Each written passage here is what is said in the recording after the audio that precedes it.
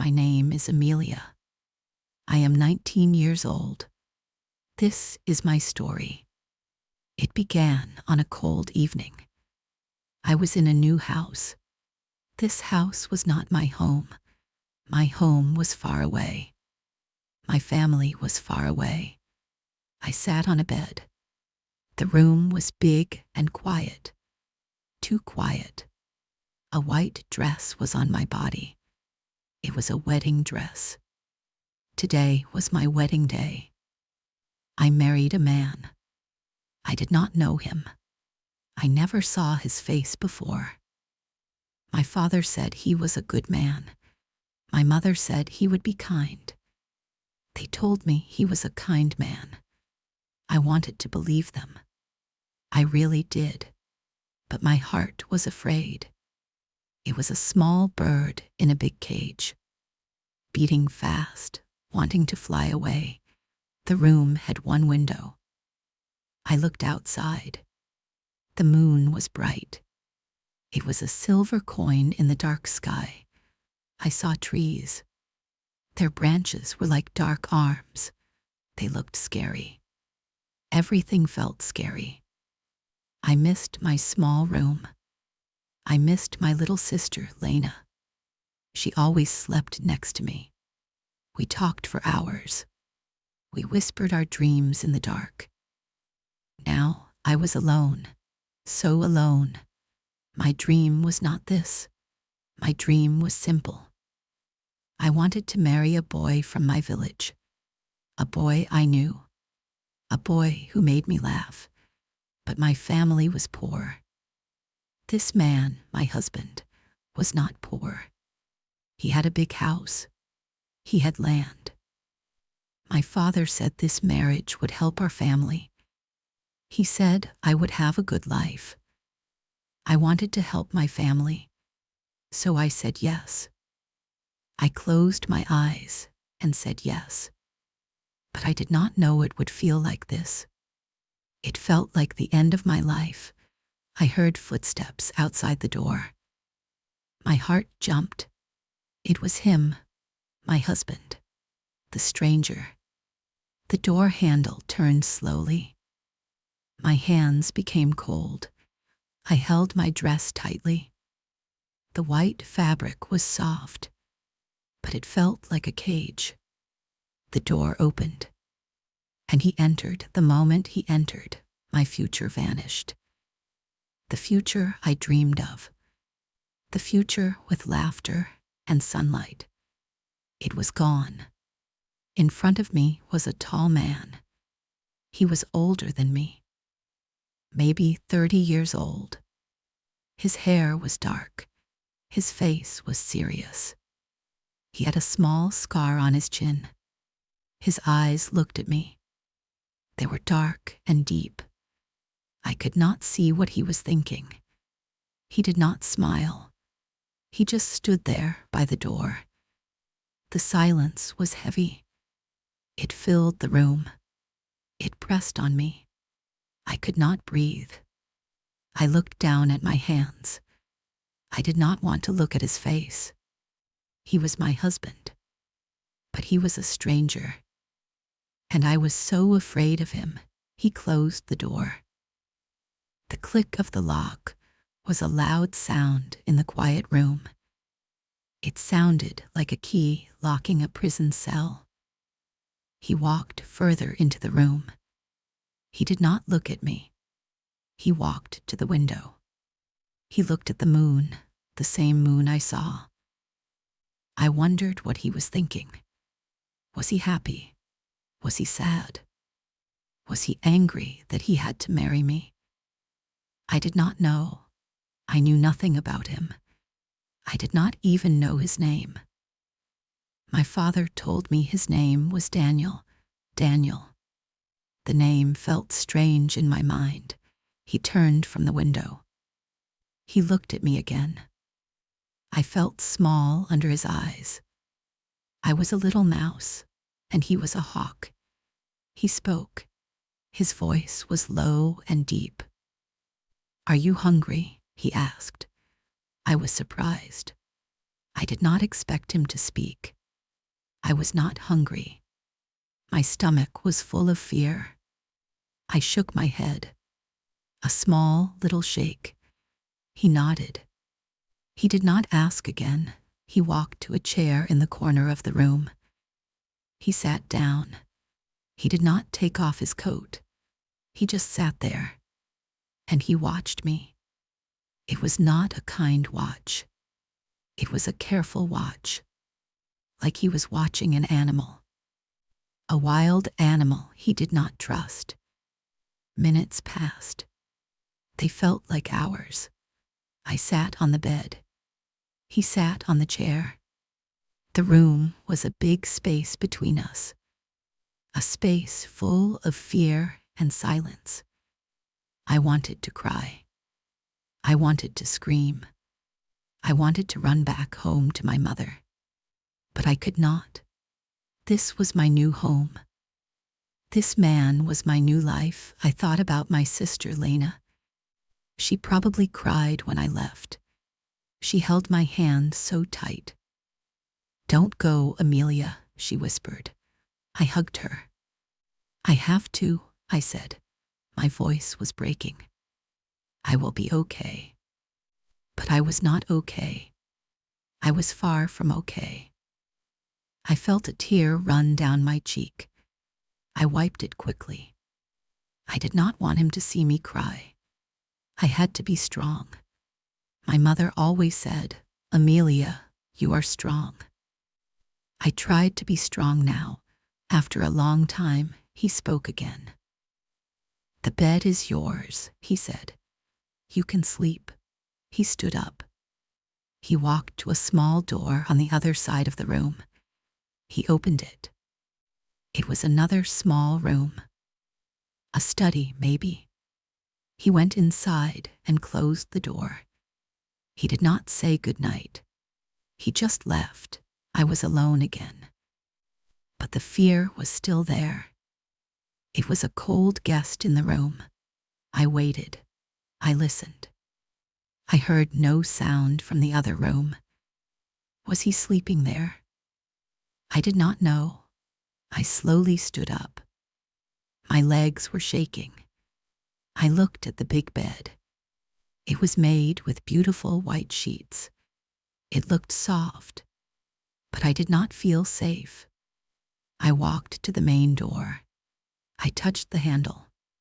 It was not locked from the outside. I could leave, but where would I go? It was night, and my home was a long journey away. I was trapped, not by a lock, but by my promise, by my duty to my family. I cried then, quietly. The tears were hot on my cold skin. I cried for my lost dreams. I cried for the girl I was yesterday. The girl who laughed with her sister. The girl who was not afraid of the night. That girl was gone. A new girl was here. A wife. A stranger in a strange house. After a long time, my tears stopped. I was tired. So tired. I took off the beautiful wedding dress. I folded it carefully. It was the dress of a stranger's bride. I put on my simple nightgown. It was from my home. It smelled a little like my mother's soap. It was a small comfort. I got into the big, cold bed. I stayed on one side. The other side was empty. It was his side. I pulled the blanket up to my chin. I closed my eyes, but I could not sleep. I listened to the silence of the house. It was the sound of my new life, and it was a lonely sound. That was my first night. The first night of my life with a stranger. The next morning, I woke up early. The sun was shining through the window. For a moment, I forgot where I was. I thought I was in my own bed, in my own room. I thought I would hear my mother in the kitchen. I thought I would smell her bread baking. But then I opened my eyes. I saw the big, unfamiliar room. The memory of last night came back. The stranger, the silence, the fear. My heart felt heavy again. I got out of bed. The house was quiet. I wondered if he was still in the small room. Or maybe he left for work. What was his work? I did not know. I found the bathroom. I washed my face with cold water. I looked at myself in the mirror. My eyes were red from crying. I looked tired. I looked like a ghost. "Be strong, Amelia," I whispered to the girl in the mirror. She looked as scared as I felt. I went downstairs. The house was very big, much bigger than my family's small house. Everything was clean and new. There was a big kitchen. A beautiful wooden table stood in the middle. I saw a loaf of bread and some cheese on the table. A note was next to it. I picked it up. The handwriting was neat and strong. It said, "Eat," just one word.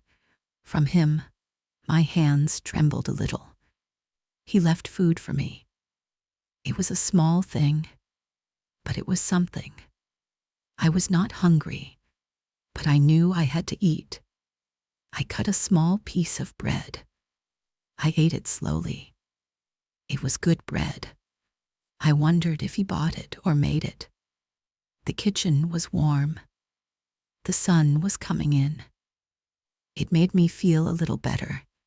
Just a little. I decided to explore the house. It felt wrong, like I was a thief. But it was my house now. I had to know it. There was a living room with a big fireplace. There were many books on the shelves. Did he read all these books? The books were in English. I could read a little. My father taught me. He said reading was important. I touched the books. Their covers were old and smooth. I found his study. The door was open now. He was not there. Inside, there were more books and maps on the wall. There was a big desk with papers on it. It was very organized. Everything had its place. It was the room of a serious man, a man who liked order, a man who was nothing like my father. My father was always laughing, always making a mess. He was warm like the sun. This man, Daniel, felt cold like the moon. I spent the day cleaning. It was something to do, something to keep my hands busy. My mind was too full of thoughts. Cleaning helped. I cleaned the kitchen. I cleaned the living room. The house was already clean, but I cleaned it again. It made me feel useful. It made me feel less like a prisoner and more like, well, I did not know what. He came back in the evening. I heard the front door open. I was in the kitchen, preparing a simple dinner. I found some vegetables in the garden and some rice in the pantry. I was cooking a vegetable stew. It was a dish my mother taught me. The smell of it filled the kitchen. It smelled like home. He walked into the kitchen. He stopped when he saw me. He looked at the pot on the stove. Then he looked at me. His face was unreadable. "You cooked," he said. It was not a question. It was a statement. I just nodded. I was too nervous to speak. He washed his hands. He sat down at the table. He did not say anything else. I served the stew. I put a bowl in front of him. I put a bowl for myself. I sat down opposite him. The table was big between us. We ate in silence. I watched him eat. He ate slowly, carefully. After he finished, he looked at me. "It's good," he said. 2 words, but they were like a gift. My heart felt a little lighter. He said it was good. It was a small connection, a tiny thread in the big empty space between us. That night was like the first. He went into his small room. I slept in the big bed alone, but I cried less. I felt a tiny spark of something, not hope. It was too early for hope. It was just less fear. I thought about the word he wrote. Eat, I thought about the words he spoke. It's good. They were small words, but they were not angry words. They were not cruel words. Maybe my mother was right. Maybe, just maybe, he was a kind man. I just had to wait and see. The night was still long and quiet. But tonight, I slept a little better. The days passed slowly. One by one. They were all the same, quiet and empty. He would leave in the morning before I woke up. He would leave bread on the table for me. Sometimes there was fruit too, an apple or a pear. I would spend my day alone in the big house. I cleaned, I cooked, I started to work in the garden. There were many flowers there, roses and lilies. They were beautiful but neglected. I pulled the weeds. I watered the flowers. It felt good to care for something, to make something beautiful again. I missed my family so much. The ache in my heart was a constant thing. I would often sit by the window and think of them. I imagined what Lena was doing. Was she playing with her friends? Did she miss me? I wrote them a letter. I told them I was okay.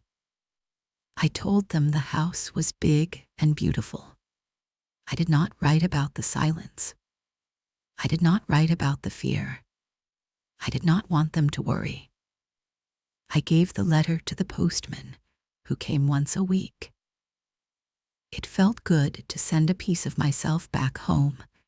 Daniel and I lived like 2 ghosts in the same house. We shared meals in silence. The silence was still heavy, but it was becoming familiar. It was not as scary as before. Sometimes I would catch him looking at me. When our eyes met, he would look away quickly. I wondered what he thought about. Did he regret this marriage? Did he want a different wife? A wife who was not so quiet and scared. One day, I was in the garden. I was trying to fix a small wooden fence. It was broken. A piece of wood was sticking out. I was not very strong. I was pulling at it, but it would not move. Suddenly, a shadow fell over me. It was him. He came home early. I was startled. I stood up quickly. I was trying to fix this, I said. My voice was a small whisper. He looked at the fence. He did not say anything. He went to a small shed in the corner of the garden. He came back with some tools, a hammer and some nails. He knelt down. His hands were big and strong. He worked on the fence. He was very skilled. He moved with a quiet confidence. I just stood there and watched him. He pulled out the broken piece of wood. He found a new piece.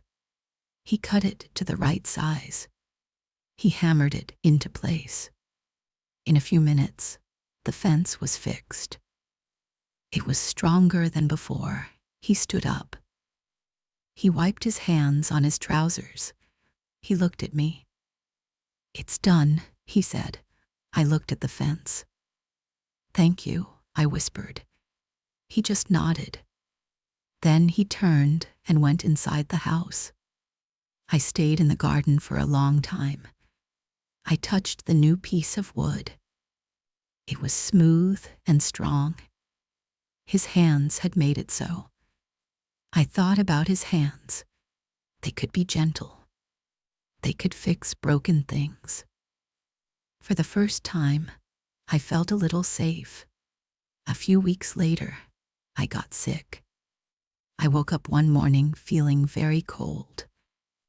My head hurt. My whole body ached. I tried to get out of bed, but I was too weak. I lay back down. The room was spinning. I felt so alone. What if I got very sick? Who would take care of me? The fear came back. It was a cold, wet blanket. I must have fallen asleep. When I woke up, the room was dark. It was evening. I heard a sound. The bedroom door opened.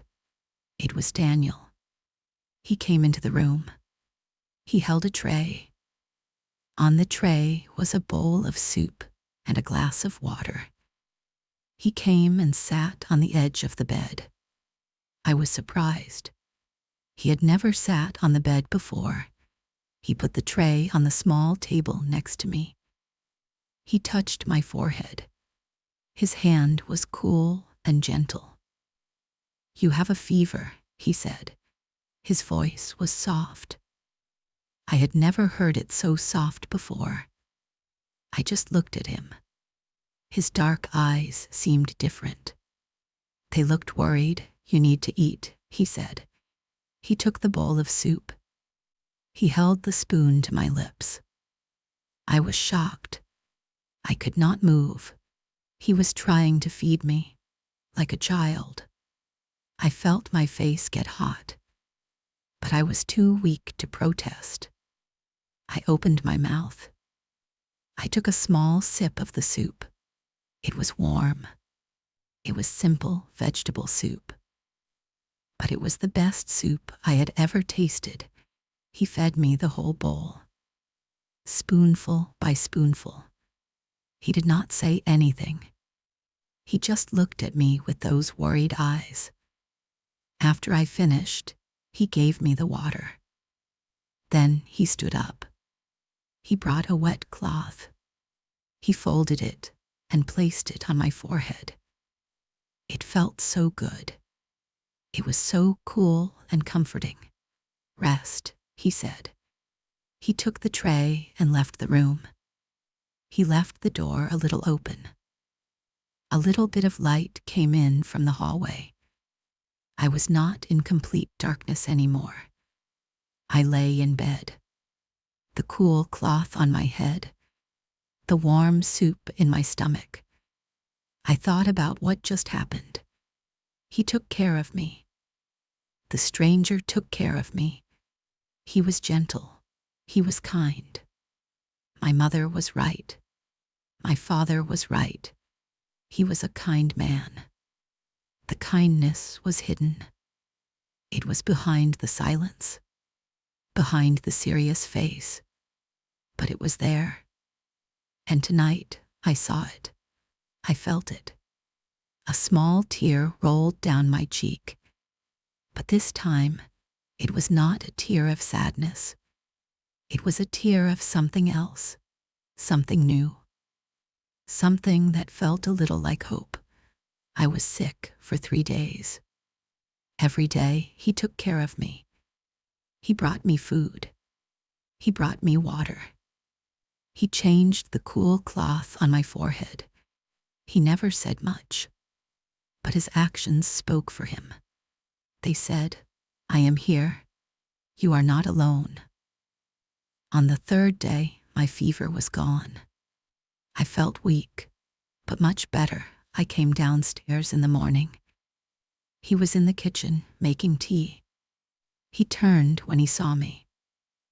"You are better?" he said. I nodded.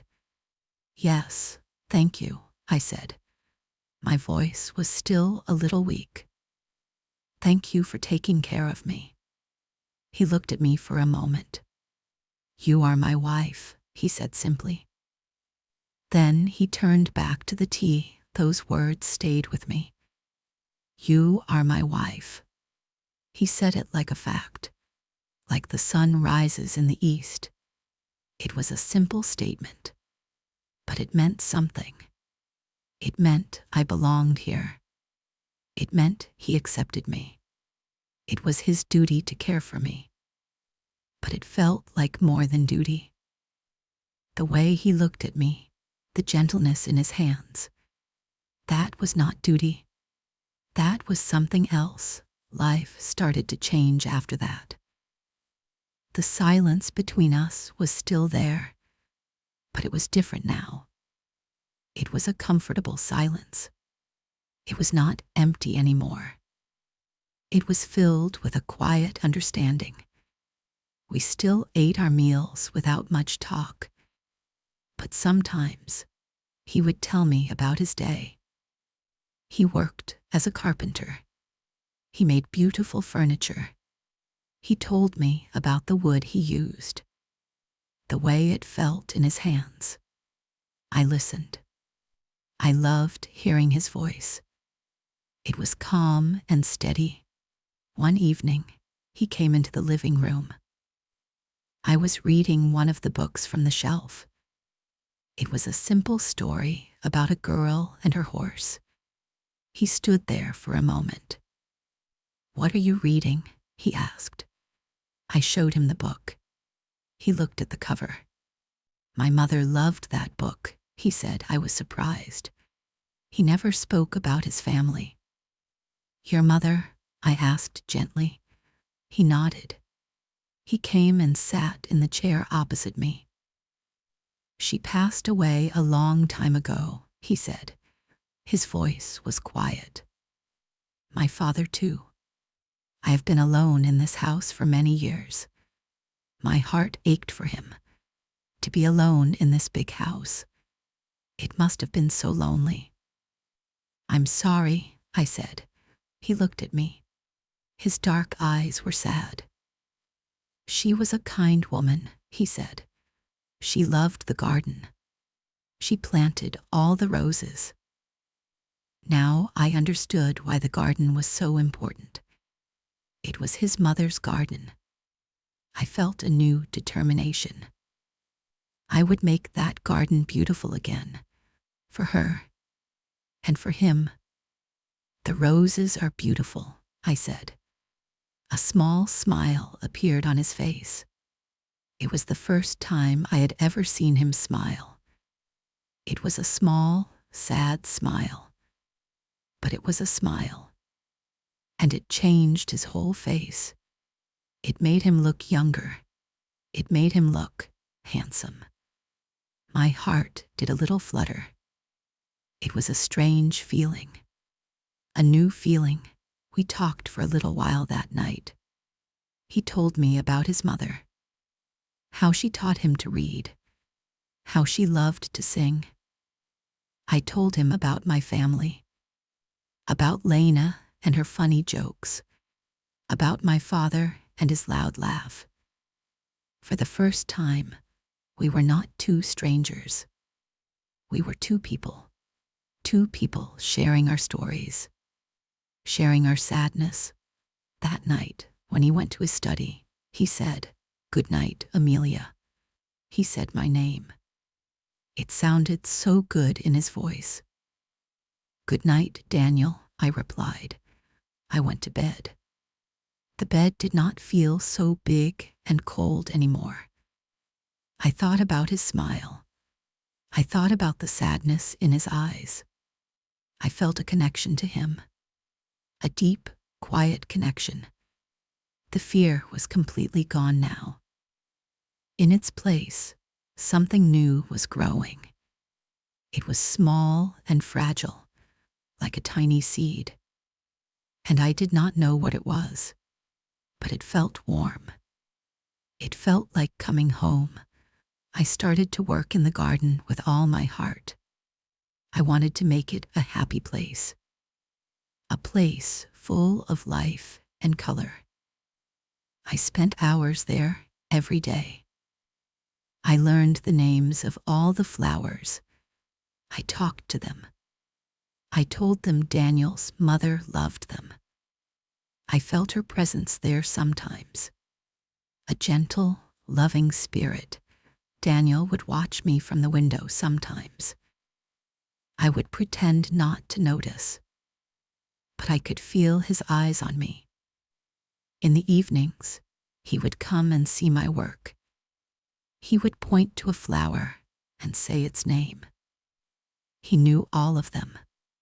My mother taught me, he would say. One day, he came to the garden with a small box. He gave it to me. "For you," he said. I opened it. Inside was a pair of gardening gloves. They were made of strong leather, but were soft inside. They were the perfect size for my hands. I looked at him. My heart was so full. "Thank you," I said. I wanted to say more. I wanted to tell him how much this meant to me. But the words would not come out. I just looked at him, and he looked at me. And in that moment, I knew. I knew what the feeling in my heart was. The small, fragile seed had grown. It was love. I was in love with my husband. The stranger, I did not know if he felt the same. He was still quiet. He was still reserved. He never said any words of love, but his actions showed me. He started to come home earlier from work. He would sit with me in the living room while I read. He would bring me a cup of tea. He fixed the broken step on the porch because he saw me trip on it once. He started to eat his meals with a small smile on his face. These were his love letters to me. They were not written in ink. They were written in small acts of kindness. And I learned to read them one afternoon. A big storm came. The sky turned dark gray. The wind howled like a hungry wolf. Rain started to fall, hard and fast. I was scared. I always hated storms. They reminded me of how small and powerless we are. I was in the living room, looking out the window. The trees were bending in the wind. Suddenly, I heard a loud crash. A tree branch had fallen and broken a window in the kitchen. Glass shattered everywhere. I screamed. The wind and rain came into the house. Daniel came running down the stairs. "Amelia, are you okay?" He shouted over the storm. He came to me and put his arms around me. I was shaking. I buried my face in his chest. His shirt was soft. He smelled like wood and rain. He held me tight. "It's okay," he said. "I am here. You are safe." He held me until I stopped shaking. His arms were so strong around me. I felt so safe. Safer than I had ever felt in my life. The storm was raging outside, but inside his arms, I was calm. I was home. He let me go gently. "We need to fix that window," he said. He found a big piece of wood. We worked together. He held the wood in place. I gave him the hammer and nails. The wind was blowing. The rain was cold. But we were a team. We were working together. We covered the broken window. The house was safe again. We were both wet and cold. He made a fire in the fireplace. The fire was warm and bright. We sat on the floor in front of it. We were wrapped in blankets. We watched the flames dance. The storm was still loud outside, but inside, it was peaceful. He looked at me. His face was soft in the firelight. The scar on his chin was barely visible. His dark eyes were full of a deep emotion. "Amelia," he said. His voice was low and serious. "When I first saw you on our wedding night, I was also scared. I was stunned. He was scared. The strong, silent Daniel. I could not believe it." "You were?" I asked. He nodded. "My parents' marriage was not happy. My father was a hard man. He never showed my mother any love. I was afraid I would be like him. I did not want to be a bad husband. I did not know how to be a good one, so I said nothing. I stayed away. I thought it was better to be silent than to say the wrong thing. I was afraid of hurting you." His words were like a key. They unlocked the last closed door in my heart. All this time, I thought he was cold. I thought he did not want me. But he was just afraid, just like me. We were two scared people, hiding from each other. I was so scared of you, I confessed. I thought you were angry. I thought my future was over. He took my hand. His hand was warm and strong. It covered my small hand completely. "Your future was just beginning," he said softly. "Our future. I did not know it then, but I know it now. I am not a man of many words, Amelia. I cannot write you poems. I cannot sing you songs, but I can tell you this." He looked deep into my eyes. "My life was quiet and empty before you came. You brought light into this house. You brought life into the garden. You brought warmth into my heart. I love you, Amelia." Tears filled my eyes. Happy tears. They flowed down my cheeks. He said it. He said the words I never thought I would hear. "I love you too, Daniel," I whispered through my tears. "I love you so much," he smiled. A real, big, happy smile. It was the most beautiful thing I had ever seen. He leaned in and he kissed me.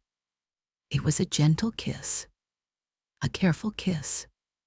It was a promise of a future together, a future full of love and quiet understanding. In front of the warm fire, with the storm outside, we were no longer strangers. We were husband and wife. We were partners. We were home. Life after that day was different. It was full of small joys. We started to talk more. We shared our thoughts, our dreams. I learned that he had a wonderful sense of humor. He would tell me funny stories about the people in the village. He made me laugh. A real, deep laugh that came from my heart. The house was not silent anymore. It was filled with our laughter. He taught me how to work with wood. My hands were small, but I was a good learner. We would spend hours in his workshop. The smell of sawdust filled the air. We made a small wooden bird together. He showed me how to carve the feathers, how to make it look real. It was our bird, a symbol of our love, taking flight. I taught him about my family. I told him stories about growing up in my village. He listened with interest. He wanted to know everything about me. "One day, we will visit them," he said. "I want to meet the people who raised such a wonderful woman." His words made my heart sing. We received a letter from my family. Lena wrote it. She said they missed me. She asked if I was happy. I wrote back to her. I told her everything. I told her about Daniel, about his kindness, about his smile, about our life together. I am very happy, Lena, I wrote. I married a stranger, but he is my best friend. He is my home. They told me he was a kind man. They were right, but it was a quiet kindness, a kindness I had to learn to see. It was not in loud words. It was in a warm bowl of soup. It was in a fixed fence. It was in a pair of gardening gloves. It was in the way he held me during a storm. My future did not vanish on my wedding night. It just changed. I had a dream of a simple life in my village, a life I knew. But I found a different life, a better life, a life filled with a deep, true love, a love that grew slowly, like a strong tree.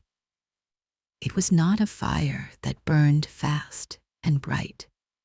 It was a steady flame that kept me warm sometimes. New things are scary. Sometimes, life gives you a path you did not choose. You feel lost. You feel alone. I felt that way. Maybe you feel that way too sometimes. It's okay to feel scared. It's okay to be sad. But don't close your heart. Sometimes, the most unexpected paths lead to the most beautiful places. You just have to be brave enough to walk them. You have to be patient enough to let the flowers grow. My name is Amelia. I am 20 years old now. I married a stranger, and it was the best thing that ever happened to me. I found a love that was quiet and strong. I found a home in his heart. My life is not a grand adventure. It is a simple story, a story of two quiet people who found each other in the silence. And it is a beautiful story. It is our story. And you can find your beautiful story too. Just keep your heart open. Keep going. You can do this.